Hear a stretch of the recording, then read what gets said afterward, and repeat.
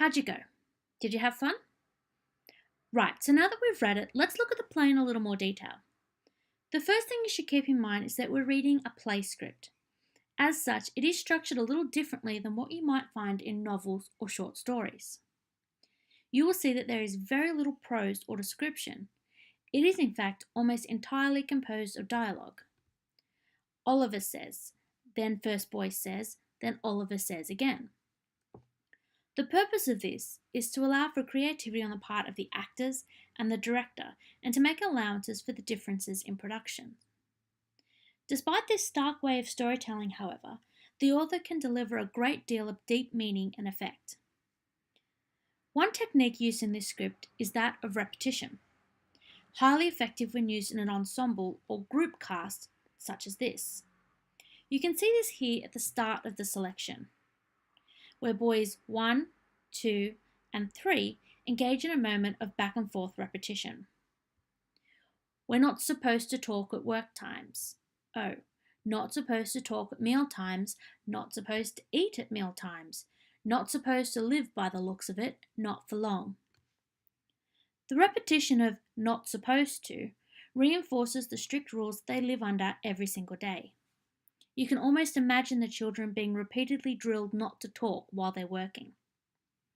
The author, or the dramatist, Nigel Bryant, has expanded on this repetition by using a literary device called a tricolon. A tricolon occurs when 3 words or similar phrases are used one after another. In this case, not supposed to talk, not supposed to eat, not supposed to live. This added layer of repetition really highlights the miserable conditions the children are living in.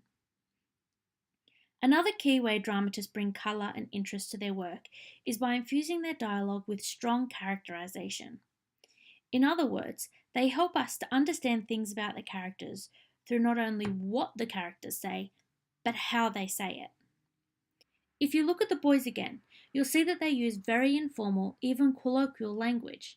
They'll say things like, "Eat the lad as is lying next to me," and "Lord love us." They use somewhat crude language in the form of potty humour, joking about not wanting to go to the bathroom so as not to waste the little food they have. There is also intentionally improper or incorrect grammar, which is also referred to as solecism, but that's a bit of a technical term you don't really need to know at this point. The boys say things like, "You going to ask?" instead of "Are you going to ask?" and "a" as a form of question.